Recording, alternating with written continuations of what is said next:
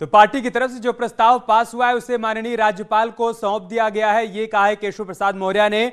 उनसे सवाल किया कि क्या आगे डिप्टी सीएम की तस्वीर भी साफ होने वाली है, तब उन्होंने कहा कि फिलहाल अभी की जानकारी यही जो मैं आप लोगों के साथ साझा कर रहा हूं कि जो सर्वसम्मति से योगी आदित्यनाथ को विधायक दल का नेता चुना गया है, वो समर्थन पत्र सरकार बनाने का दावा राज्यपाल को सौंप दिया गया है। योगी आदित्यनाथ भी थोड़ी देर बाद राज्यपाल से मुलाकात करने के लिए आएंगे।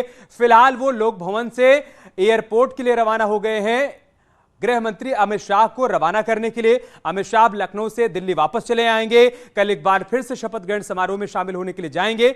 योगी आदित्यनाथ उनको सी ऑफ करने गए ना, उसके बाद वो राज्यपाल से मुलाकात करने के लिए लोक भवन आएंगे। सुनिए सुरेश खन्ना क्या कह रहे हैं।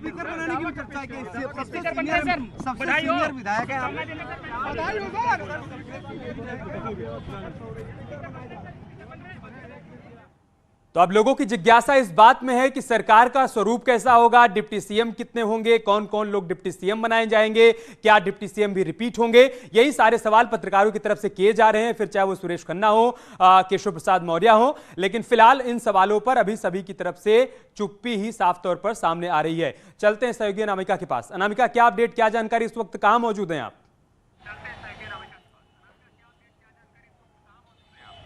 देखिए, बड़ी अपडेट ये है कि लोक भवन के बाहर अब विधायकों के निकलने का सिलसिला शुरू हो गया है।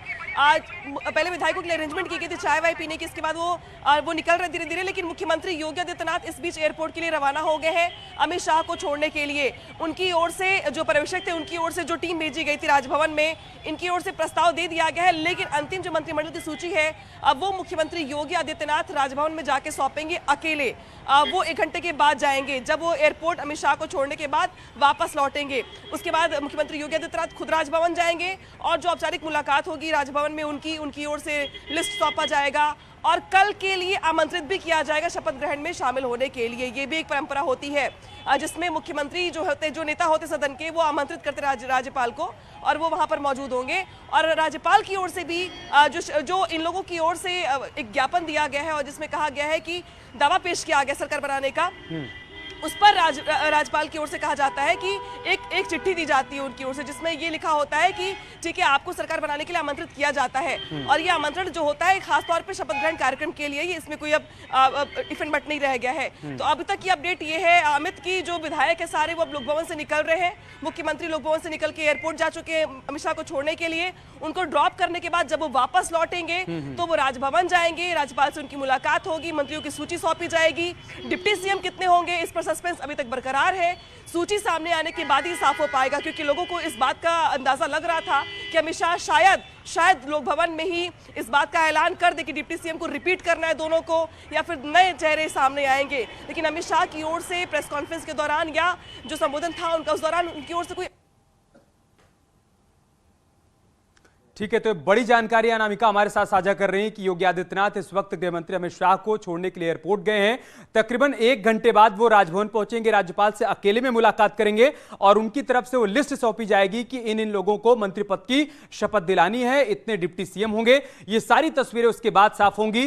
फिलहाल अभी बहुत कुछ सीक्रेट रखा गया है। ये जो आप तस्वीर देख पा रहे हैं, ये सरकार बनाने का दावा पेश कर दिया गया है और इस दौरान रघुवर दास वहां पर पहुंचे थे, राधा मोहन सिंह थे, केशव प्रसाद मौर्य थे, आशीष पटेल थे, स्वतंत्र देव, संजय निषाद को आप देख पा रहे हैं। ये सभी लोग पहुंचे थे। सरकार बनाने का दावा पेश कर दिया गया है, राज्यपाल की तरफ से आमंत्रित भी कर दिया गया है। लेकिन फिलहाल योगी आदित्यनाथ 1 घंटे के बाद पहुंचेंगे और वो लिस्ट सौंपेंगे जिसमें मंत्रियों के नाम का जिक्र होगा। शबाब राजभवन के बाहर लगातार मौजूद है, एक बार फिर से उनके पास चलते हैं। शबाब, अब क्या अपडेट है वहां से?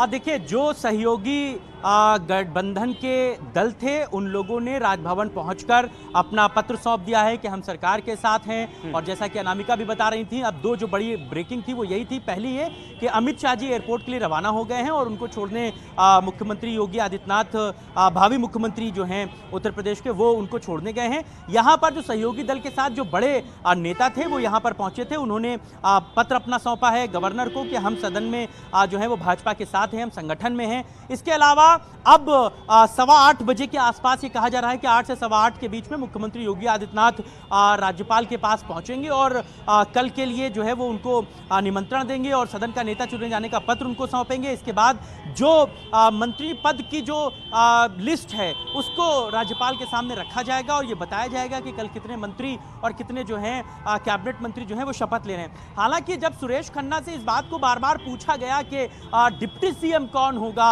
क्या वो 2 डिप्टी सीएम जो पिछली सरकार में थे वो सस्टेन करेंगे, 1 रहेगा, 2 रहेंगे, 4 रहेंगे, तो इस पर सुरेश खन्ना ने भी बड़ा शायराना अंदाज में कहा कि अगर हर तमन्ना पूरी हो जाएगी तो फिर तमन्ना किस बात की करोगे।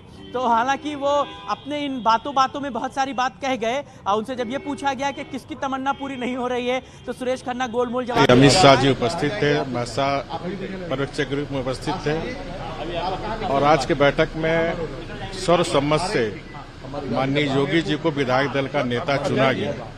उसी का प्रस्ताव आज महामहिम राज्यपाल को अभी दी गई। साथ ही साथ हमारे दोनों सहयोगी दल का भी माननीय योगी जी के मुख्यमंत्री के प्रस्ताव को महामहिम को सुपुर्द की गई। अब महामहिम सरकार बनाने के लिए आमंत्रण दे रहे हैं।